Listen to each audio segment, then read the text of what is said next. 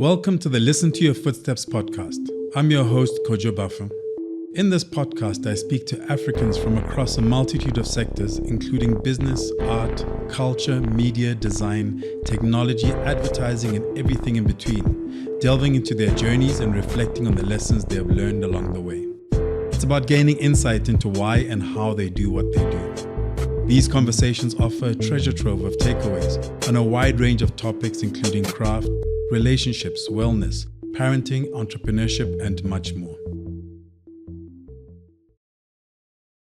So my guest today is Yasmin Furmie, a former social worker turned true fashion icon, in my opinion, and entrepreneur. So I often refer to her as everyone's fashion crush. Welcome. Thank you. Wow, that's quite something. Well, I don't mind being I've a fashion crush. I've never said that to your face, but it's anecdotal. I haven't done proper survey on it, but everybody I talk to about you goes, "Oh my God, that's a fashion crush."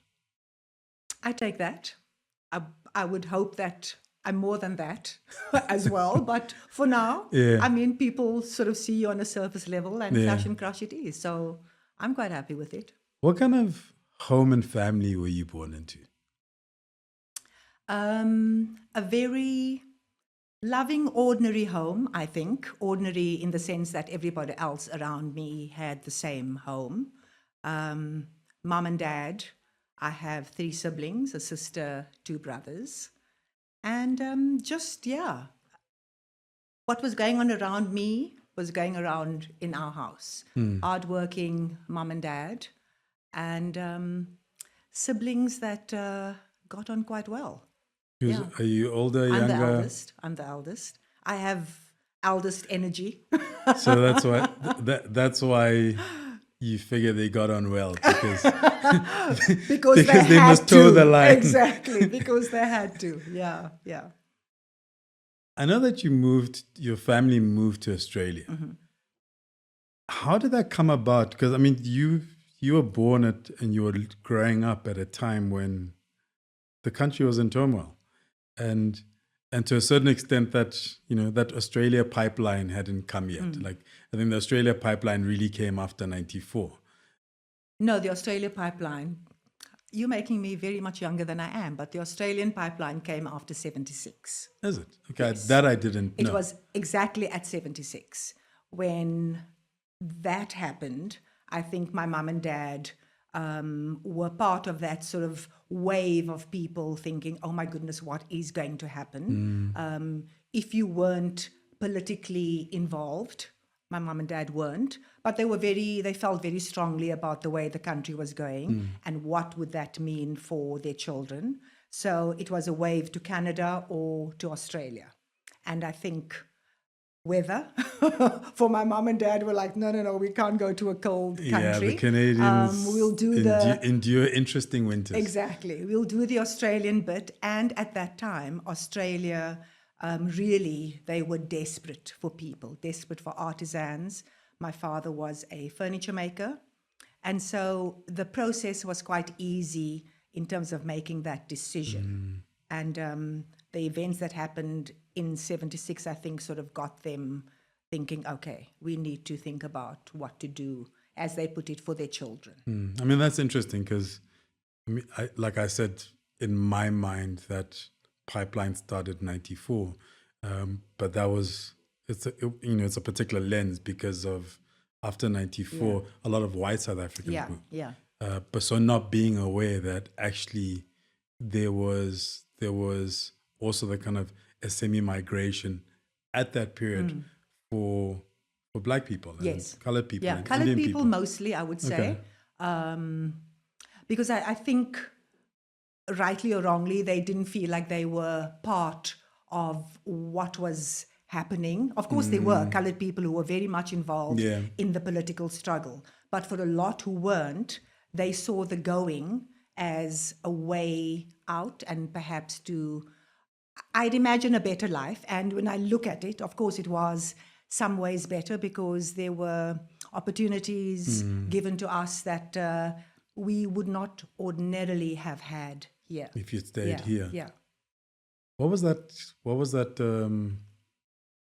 What was it like kind of moving culturally as a teenager in particular? The Because worst. I mean, you're going through, you're carving your identity. Yeah. You're kind of gradually Yeah. going through this process, and then you're uprooted. Yeah. So, teenage years, I was 15 and I was madly in love, first of all.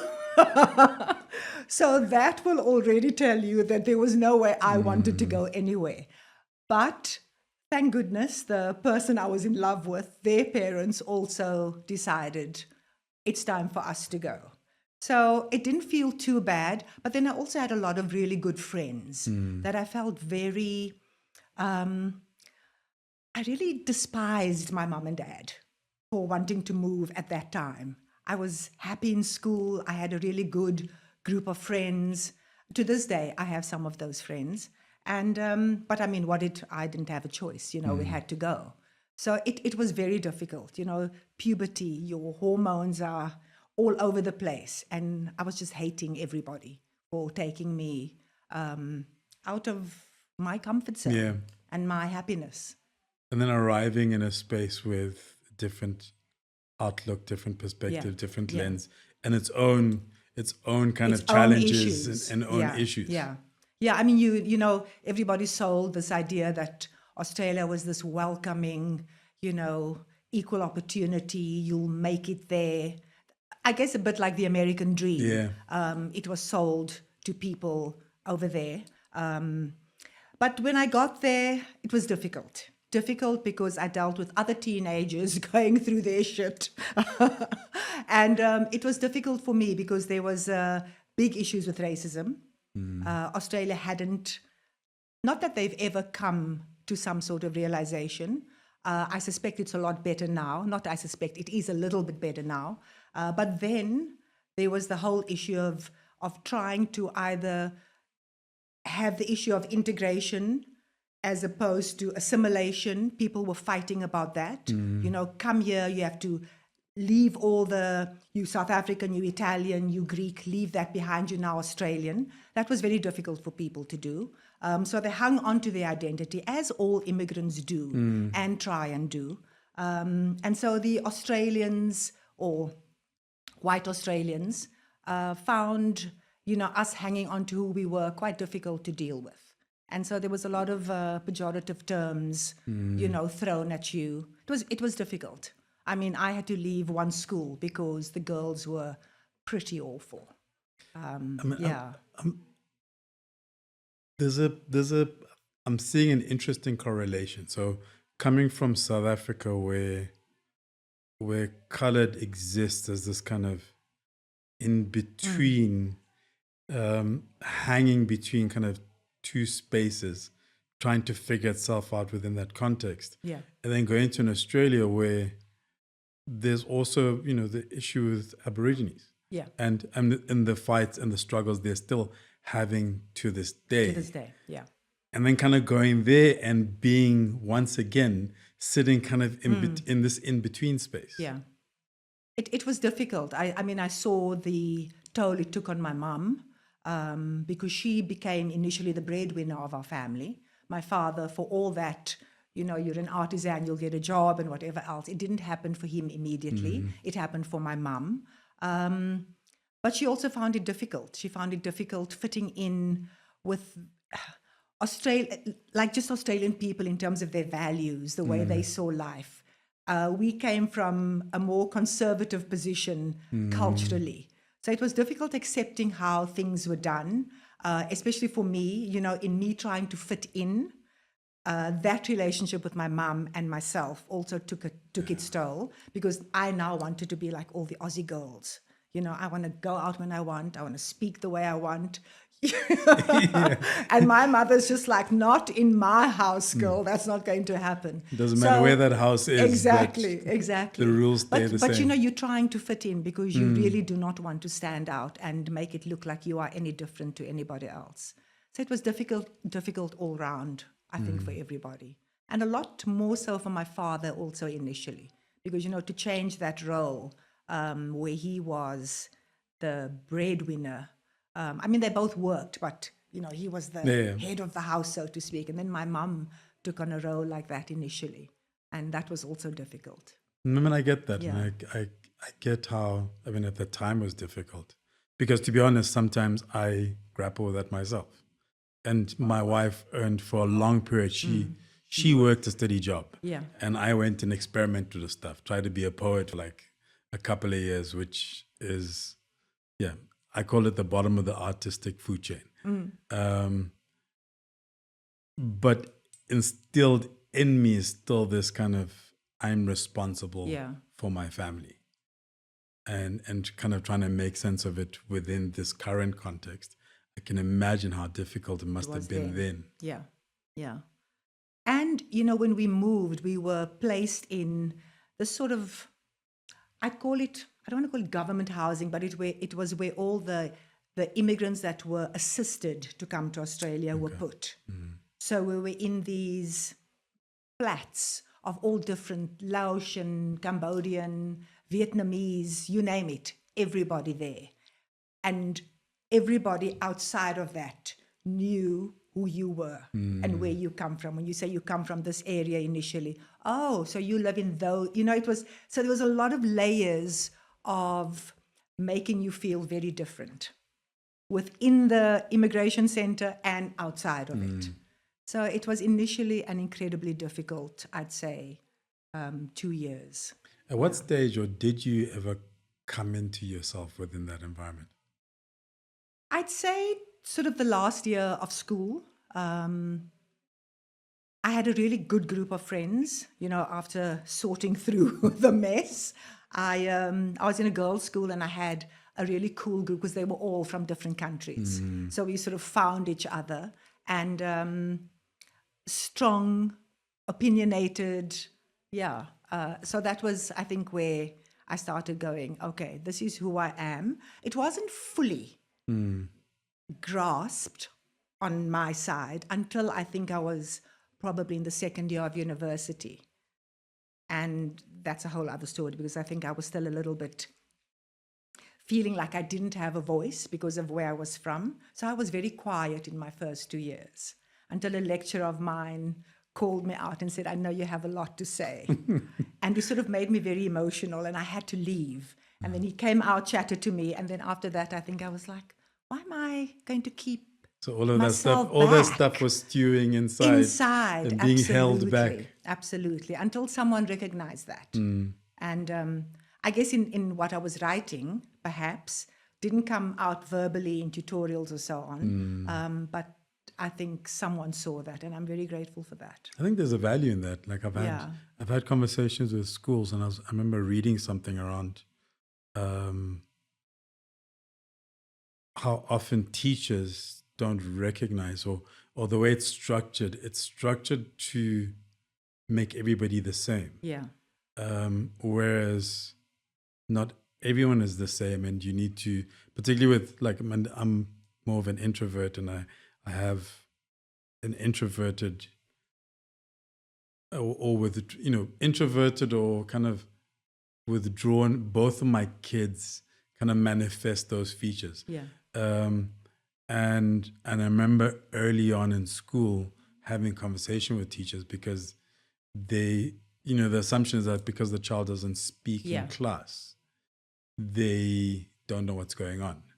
Or they'll be told, if they don't understand, they must speak up more. And it's like, you need to provide a avenue for them to be able to come to you directly because they're not comfortable in front of the whole other class. People, yeah. And I think it's also the baggage, especially for people of color when they're going somewhere else where the majority of people you are in contact with are white. You still have that sense of perhaps you're not as good as they are. Do you know what I mean? No, you because don't that belong, has always, you don't belong in that space. Because that has always been instilled in you. You're not as good. You're not going to make it. You need to work very hard in order to get to where they are. And so when they're just, it's coming out, the questions asked, the hands are going up and they're answering, you thinking, oh my God, they do know everything. And what I'm going to say may not be or may not sound as fabulous as what's coming out of their mouth. So you do keep quiet. And that's a And I think that's a real thing for a lot of people who go elsewhere and are in spaces where you're dealing with mostly white people, when you've come from a space where often you've been told, no, what you have to say is not as important or as valuable as other people. Look, that's where I recognized my privilege as I started spending more time in South Africa. When I used to come for business and stuff, you don't really engage. But when I moved here, it was that idea of being worthy to be in a particular space, which I didn't. So I didn't grow up with, those are not spaces for you. I grew up where any space I walk into, I deserve to be there. Yeah. And that's how I was raised.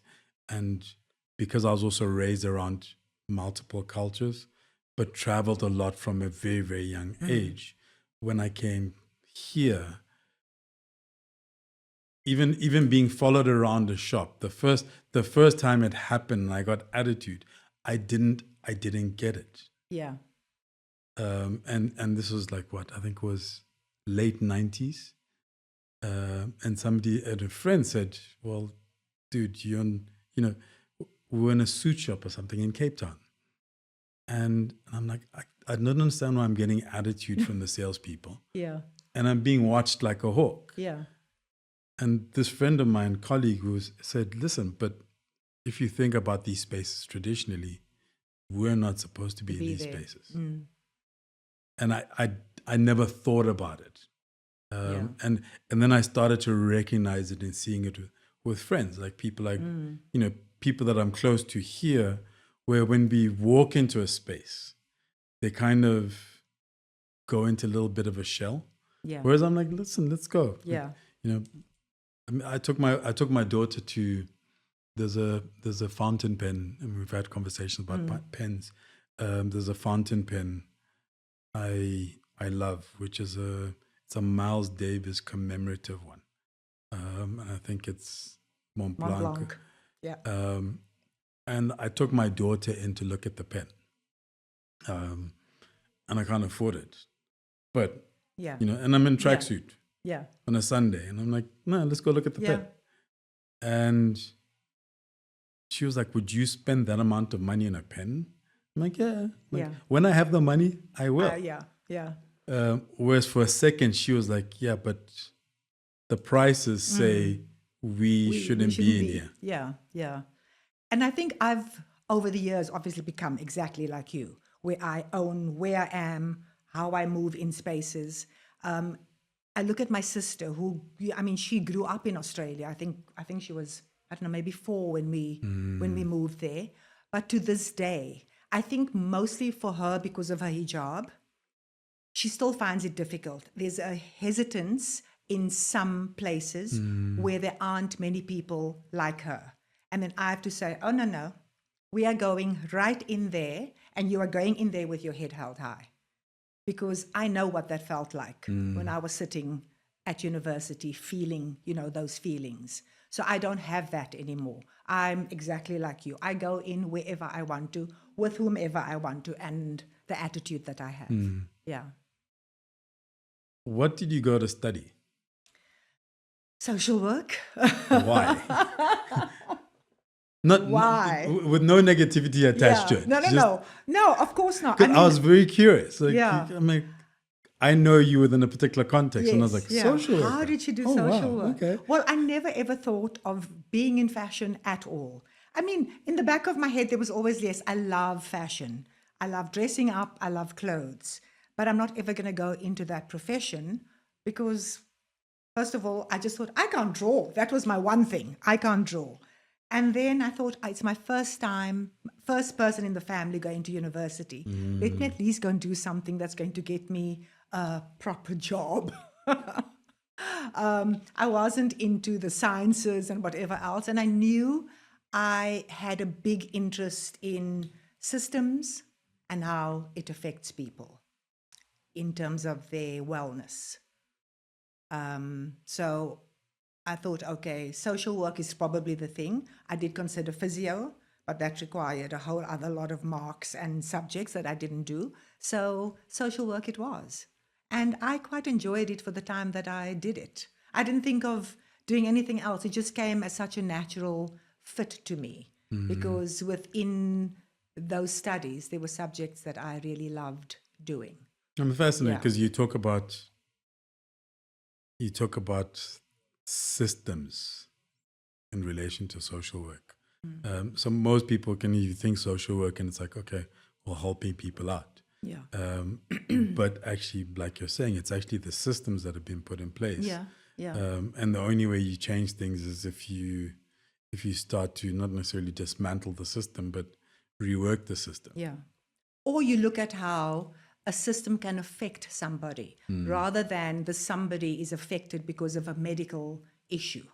Because sometimes you look at people have an addiction and you look at that in a sort of medical way rather than saying, what about the community or the society has caused that? What system has that person been subject to that perhaps has caused the addiction? Yes, it can be genetic, for instance, alcoholism. But if you go back, you can look at whether there's employment, what the family dynamics are, all those systems have a part to play in how a person turns out. Like the environment. Yeah, absolutely. So you come from Westbury, right? From Rivoli. Rivoli. How did that environment, obviously with hindsight, what did the environment that you were born into, even though before you moved, instill in you that you kind of still carry with you today? Could you say that even the idea of social, like going into social work, is tied to the environment you're born into and grew up in before even heading there? Yeah. I probably. I think because at the time going to the school I went to, say from my sort of beginning of high school to the middle of it when I left, I was in a school where everything that was going on in the country, we were being made very aware of. It was very different to the usual high schools in the area, because it was a school that they sort of almost, you had to write an entrance exam. They handpicked people to be in that school. And it was a school where there were, the first one, Indian, black and colored kids mixed, because that was not the case in the, in townships at that time. So I think that was instilled in me a lot in terms of how you're going to navigate the world and what difference you're going to make for other people. And I think that always stayed with me. And then experiencing Australia and experiencing and seeing what immigrants were going through. I mean, we were still fortunate because we stayed in that immigration center for a short time and then moved out and, started a different life. Where some people for a long time stayed in very oppressive conditions. And I saw how that affected them. And I think that also spurred me on in the direction of social work. What was your first job? First job was in a hospital. First job was totally unrelated to university, to my degree, because I thought I need to make some money. And I worked as a data capturer, I think, for BHP. Wow. Yeah. So it was like, I don't know, maybe 2 months, from like a November to February or something, January. So I did that. And then I went into a hospital where I dealt with refugees who came into Australia and what was going on in their families. Still tied to kind of your journey as well. Yeah. Makes sense. Yeah. And fashion at this stage, was it still just... Fashion always there. Always there. I think people used to tease me and go, you're the best dressed social worker, because, you have the image in your head of what a social worker looks like. I mean, even when we were studying, there was a particular look that the students had. They had those sort of, I call them Jesus sandals, the leather ones, sort of gypsy skirts, greasy hair, And I was like, hell no, I'm not. That's not how I'm coming to school. I was dressed. I'm coming looking and turning up looking good. So it was always there with me. Never thought it was ever going to be something I was going to be like that would sort of propel me into other directions. I mean, I am jumping around a lot, but so for me personally, it's like there's a before and after Yasmin. Yeah. Because it felt, I mean, I've been around fashion, I've been around the industry for years, but it feels like you kind of like you burst on the scene to a certain extent. I think I did, because I've been around, but it was quietly around, just me being and doing my own thing. And then I guess people started noticing me, I guess through Jamal, when he did the Ambassadors collab. I think because he was well known, and then when he did the Ambassadors collab with me, I think that sort of propelled me into the foreground with people going, "Oh, who's this?" Yeah. Yeah, because there was a lot of that. Yeah. When did you come back to South Africa? Like, so from Australia, kind of working. When do you eventually? What's the journey you take to come back to SA? Let's jump back. Yeah, because like I'm saying, it felt like you suddenly kind of burst on the scene.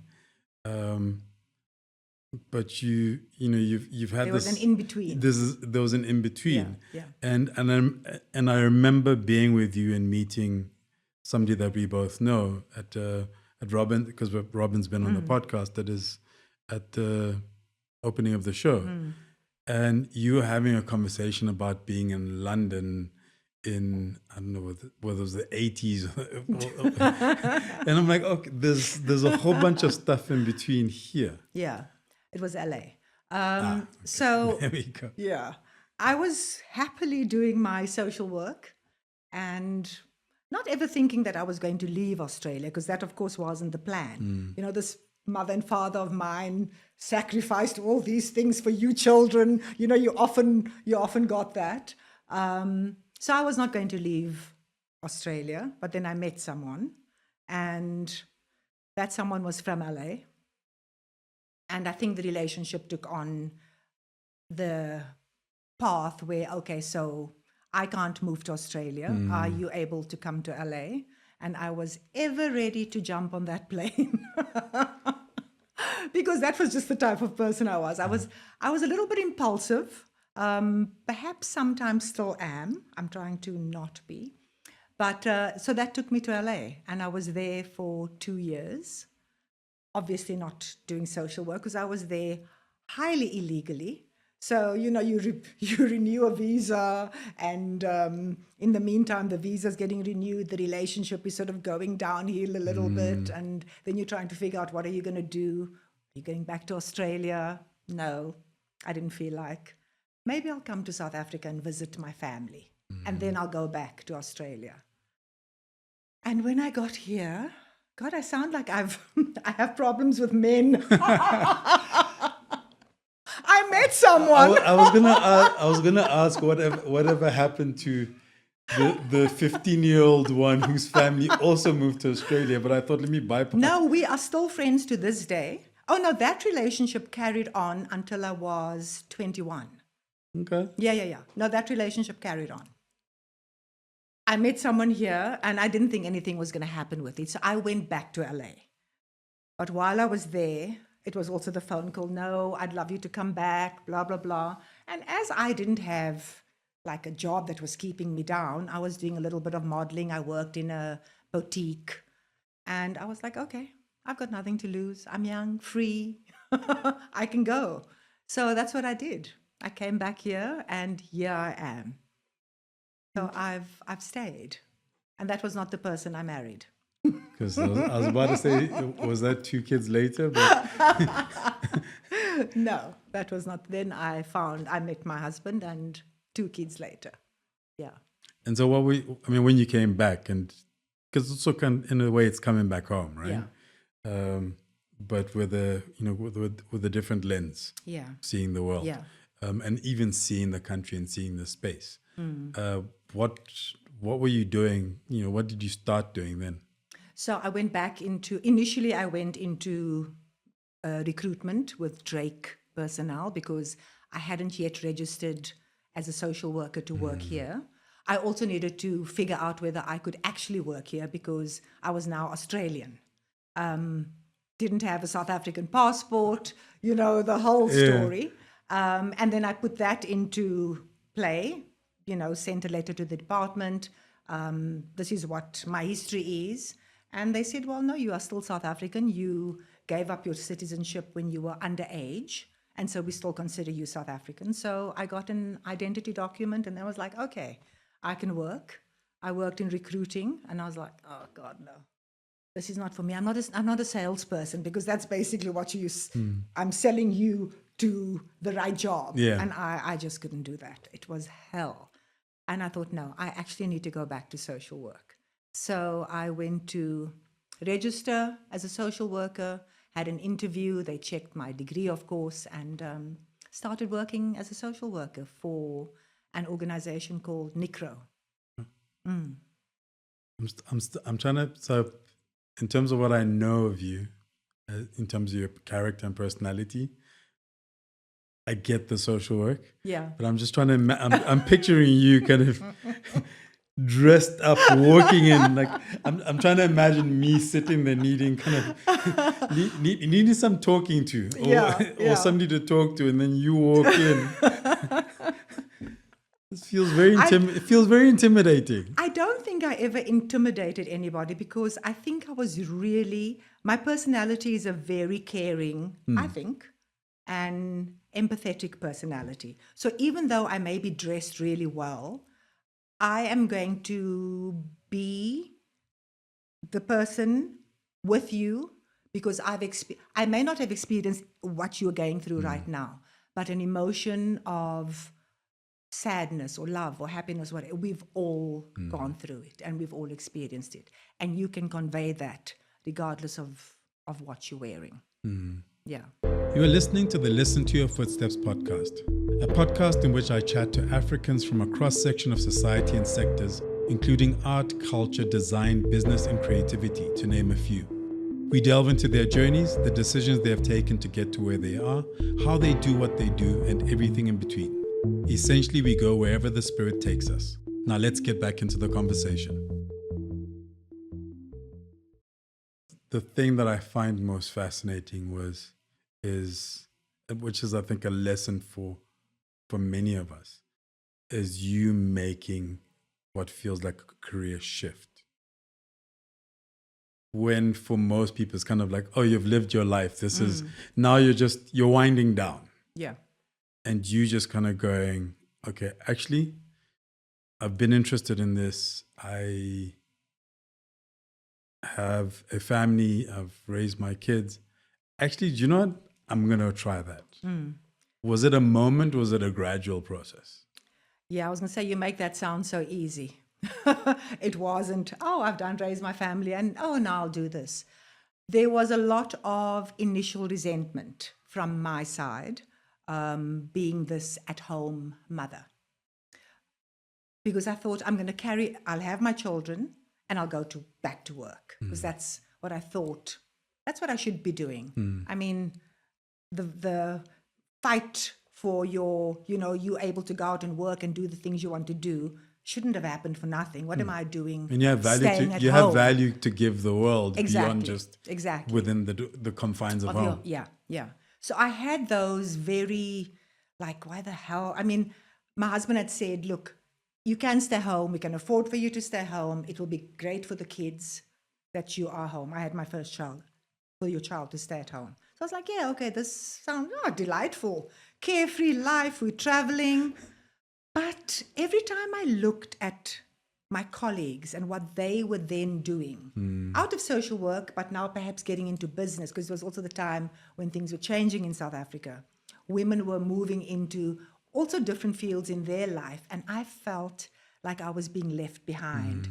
I'm now this mother, housewife at home. So that was my initial feeling. But every time I saw and I was with my child, I was like, but this is just valuable and important and significant, not just to me, but to them, subsequent my daughter as well. So why am I being this selfish person? And I decided to re-look at how I was going to experience this journey being called the housewife and the mother only.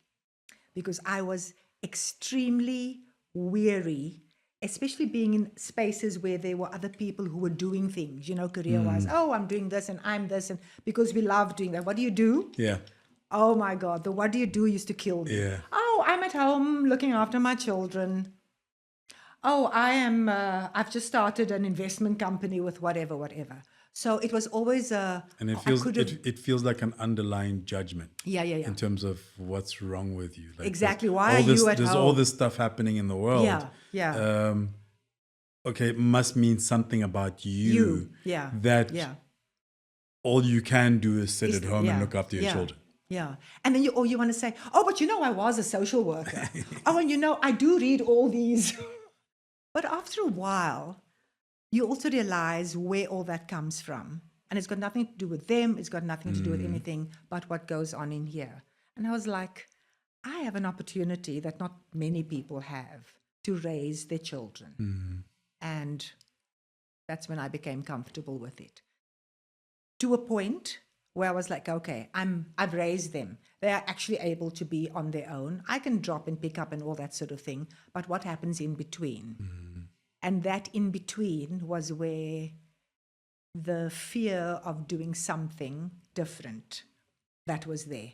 Like, oh my God, no, I can't do this. I don't think I've got the ability to do it. All those, no, I can't. I kept on naysaying all the yes, I can, no, I can't. It was that sort of thing. And Cynthia, Cynthia, my business partner, she always said to me, let's do something together. And I was always like, no, I don't think I can do this. No, I'm going to teach you how to do this. And I kept on going, no, because I was very comfortable in this easy life that I had. And then, like I said, it took Jamal and he didn't say anything. It was just the fact that I was exposed to him and this process of bringing out this collection. That something happened. And I was like, okay, I think it is definitely the right time now to go into what fuels me and makes me happy. I mean, and it's fascinating looking at kind of that internal debate and that doubt. Yeah. Because looking at it with kind of the way life is now, you are actually in the perfect situation. I mean, a lot of us are trying to get to that space where it's, that, the necessities are covered and you have time within the day to be able to try things without being dependent on it to feed you. Yeah. Which is what, I mean, today, that's what I spend. And I know you and I have had these conversations where, one spends one's time trying to craft a routine that enables you to go and try, for me, starting a podcast or, making T-shirts. Yeah. For you, I can imagine you're not dependent on SiSi Collection to be the thing that makes sure that, you have a place to sleep and you can eat. Yeah. Which means you can approach it with some ease. Absolutely. Although saying that you can approach it with some ease, it then also puts you in a very lackadaisical manner. Do you know what I mean? Yeah. That you sometimes treat a business, oh, that's just a hobby. And I think also now this year, I think I want to get out of that mindset. Because when we say, oh, well, it's easy, I don't have to depend on that. I don't want to say I want to depend on that, but I also want to make this thing something bigger than it is. And I can't continue to just go, it's there in the background. And once a year, we bring out this collection, and we go about it in a very sort of haphazard way. It works, but I think I'm now at a point where I'm going, okay, you've had this time, now you need to move into a different phase of it. And I think you actually have to go through that process to be able to recognize it. Yeah. Because the whole kind of building something.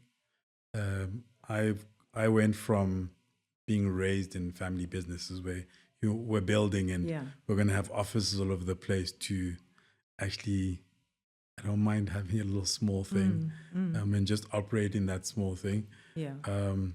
But also, for example, this podcast, it's like we started this year and I'm like, it's starting to feel like work. Like it's starting to feel like I must think a bit more deliberately about where we're going with it, and what's the objective. Because the starting objective was I like talking to people. Yeah. I mean, I don't like crowds and I don't like lots of people, but I like talking to people, it's and a good way. I like finding out how people do what they do and how they got to where they got to. So, and I get that I'm still in the limbo phase where it's like, do I really want it to be work or not? I think I was in the limbo phase, and Cynthia probably will agree that we were, but in too much of a limbo. And her daughter and my daughter, I think at the same time, looked at us this past year and said, come on now, you two, enough already. You can grow this business. Everybody loves it.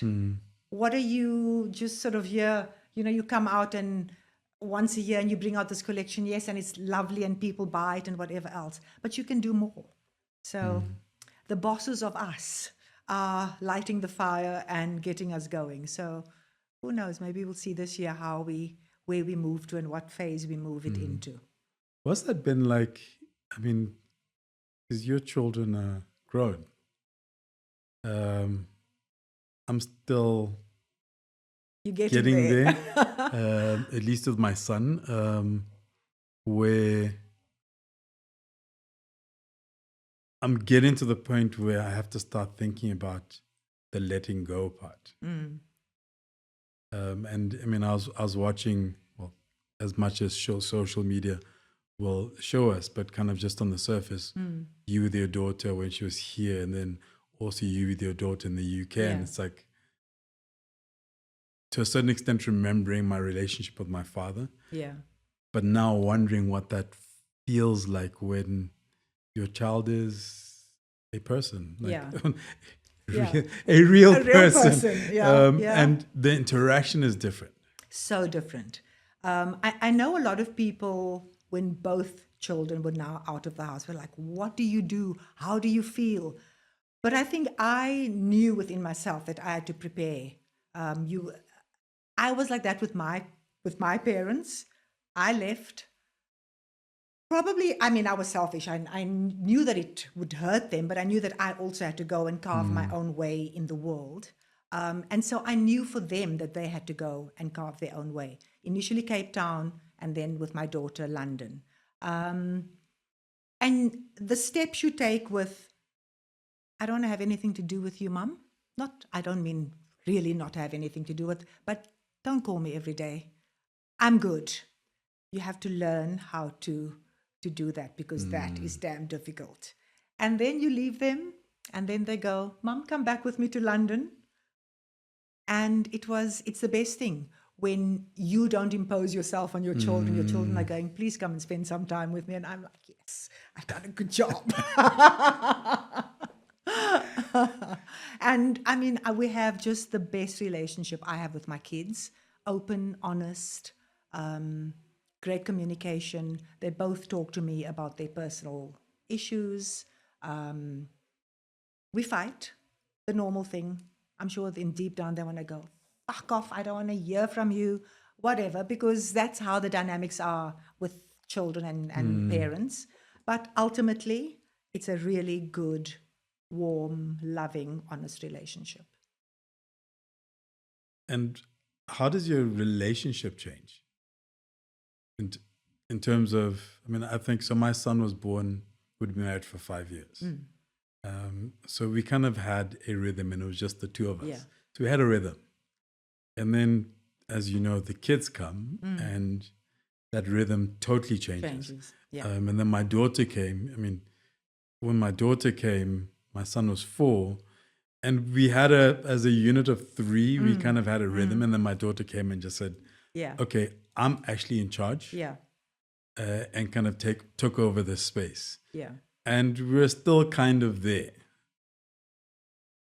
Sometimes I wonder, I mean, I joke with my wife and say, I'm just going to go off on like retreats and stuff when you're all done, because she travels a lot. Yeah. So I'm kind of here with the kids. So I've saying to her, look, I'll go to Mexico on like a retreat, and then I'll come hang out with you guys for a little bit. And then I'll go, to New Orleans for the Mardi Gras, or go to Rio for Carnival. And it does not include you guys. Like, these are the things I'm going to do for myself alone. Yeah. Look, I mean, children, they always change the dynamic of a unit. The two of you, one comes in. I was all consumed with my son when he was born. Couldn't care less about a husband. That had to change, of course. And now we two again. My kids are, one lives in Cape Town, the one lives in London. It's my husband and I. But luckily, throughout our relationship, we had very different lives. So I never felt now like, oh my God, now I have to depend on my husband for whatever input I need from other people. It was always there. Same thing for him. He has a big social life. I have a big social life. We enjoy many things together, but we also know how to operate very independently of each other. Yeah. And there's an interesting, there's a value in that, but often society kind of, this idea of kind of two becoming one. And my belief is when two become one gets swallowed. Oh, totally. Because you have two independent individuals coming together. If you become one, then the one circle is swallowed by the other. But it's interesting you when you put it like that, because society just tells us, it must be about the two of you.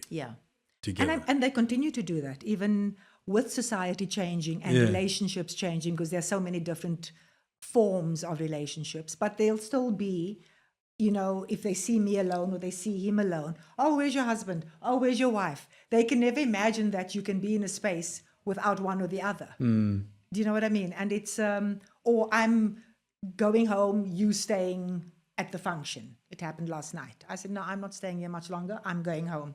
You stay, you come home when you want to. Do you know what? It's what we do. And I think you have to constantly fight for that, because it doesn't always come naturally. I think sometimes, especially depending on where your spouse and what values they have and what family they've come from and belief systems they have, it can be that way. No, everything we do together. I'm just like, hell no. It doesn't work like that, because we have different interests. We want to do different things. And yes, there are other things we do together. But ultimately, I also want to make my children see that that's not how they have to carry on their lives. They have their own interests, their own desires, needs, where they want to be. And that has to be independent of someone else. And yes, you can work on compromises for certain things, but not for others. Yeah, I mean, it's funny because one of my lines is, particularly when you get to a place and you're sitting at a table and it's like, no, come sit next to your wife. I'm like, I see this person all the time, Chief. I don't need to sit next to them. And we're going home together. Absolutely. And I'll see them at home and I'll see them tomorrow morning. So they can be on the other side of the room. It's fine. And with us, it's the other way. I often leave my wife in places. Obviously, where she's safe and I know she's taken care of.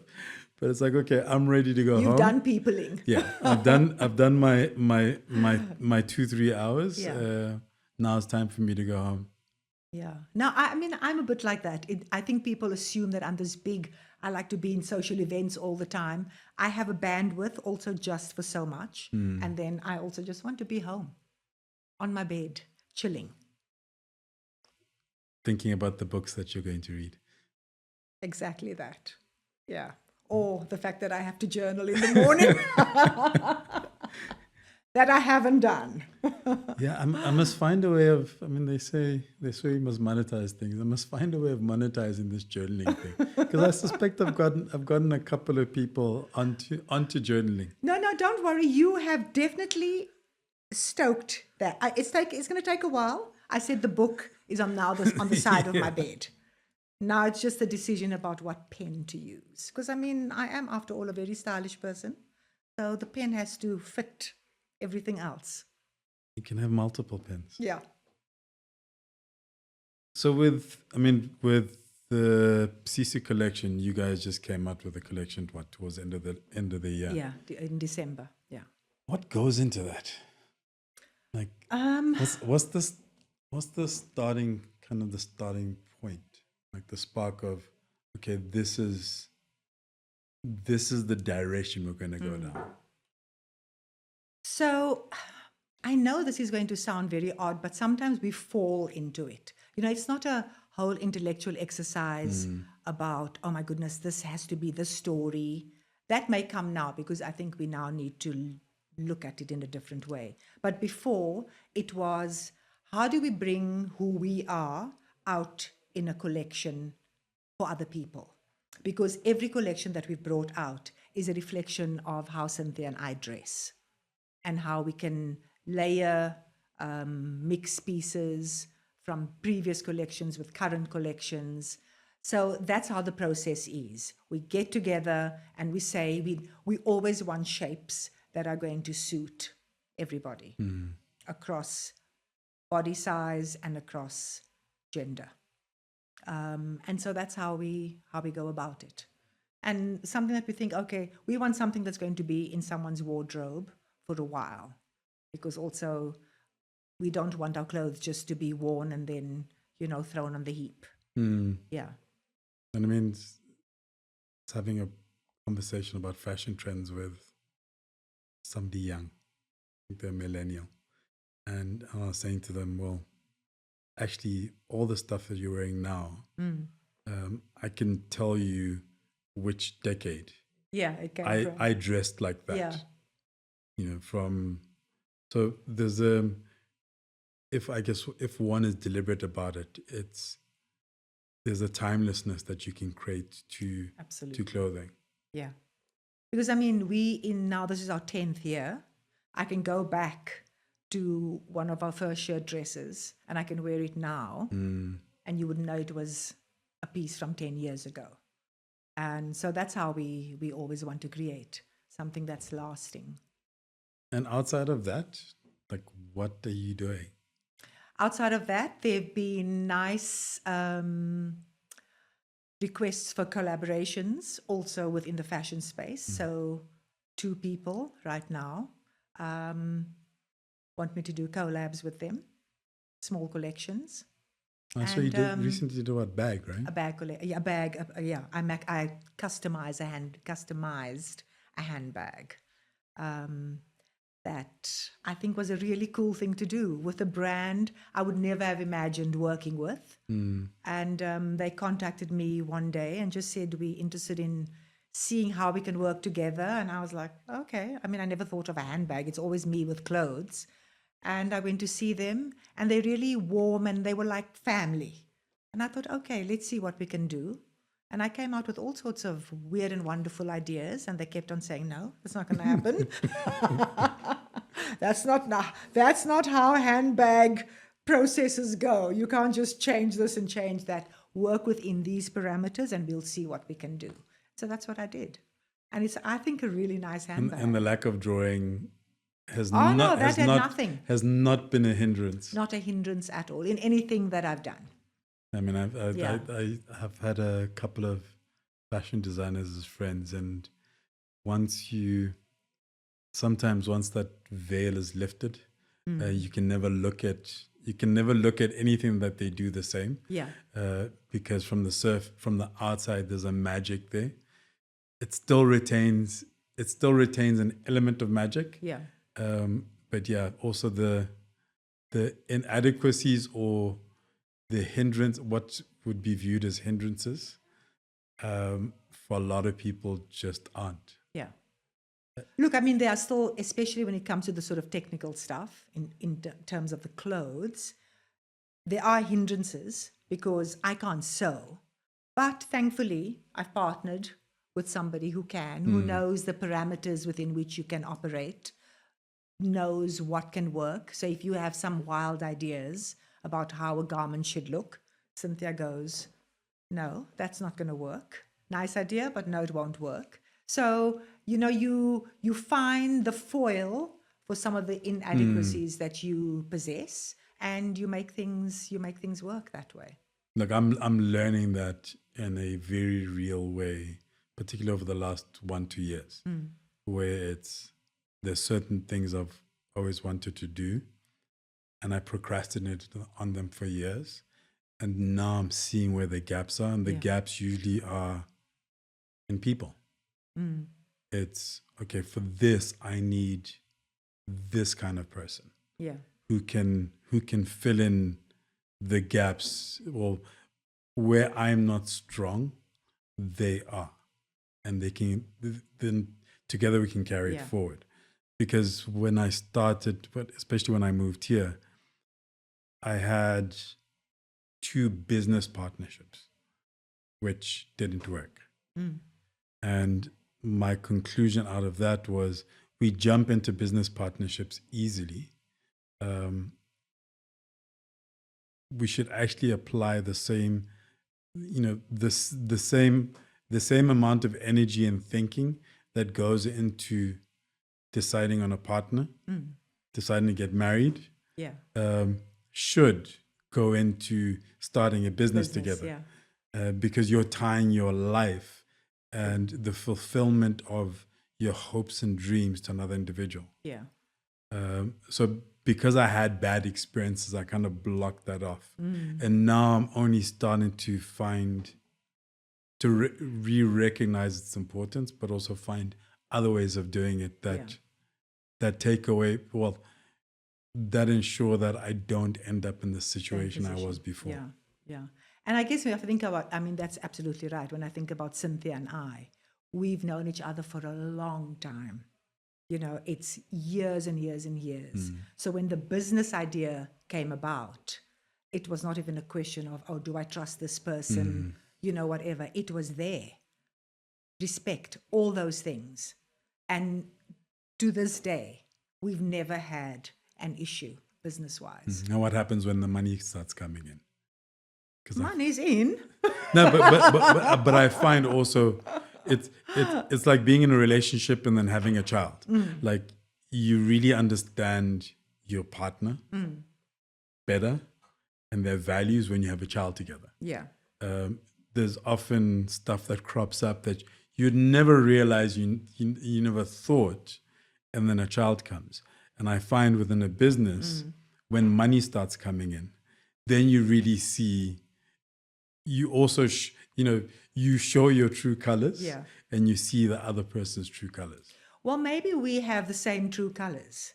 That we've never had to clash over how we do things financially. I think also because when we started, it was such an equal thing. This is what it cost. You bring half, I bring half.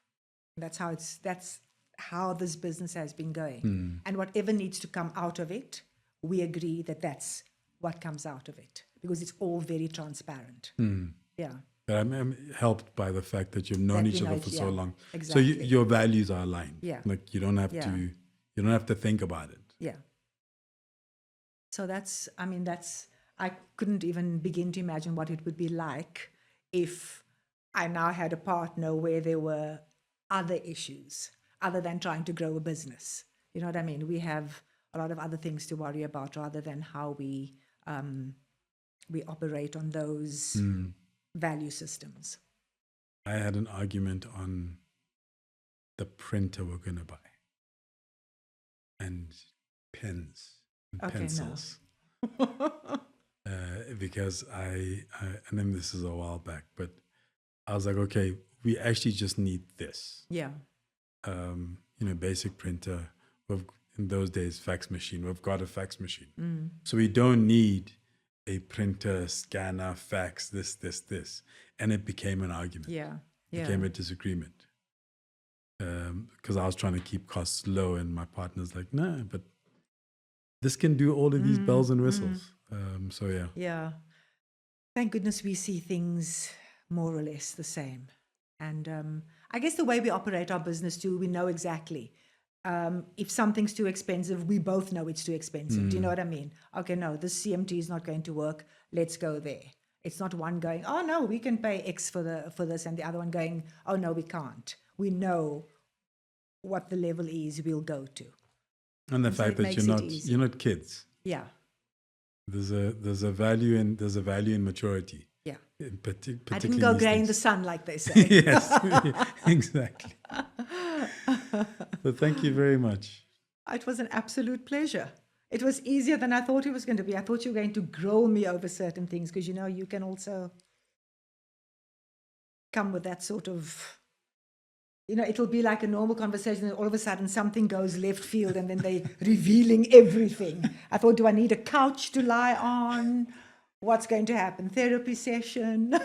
I'm not that guy. Am I that guy? No, you're not. I'm joking. But it was a pleasure. I loved it. Thank you for listening to this conversation. Please leave a review and subscribe. Check out the show notes for links to the guest, the podcast, and myself. I hope you enjoyed listening to the conversation as much as I enjoyed having it.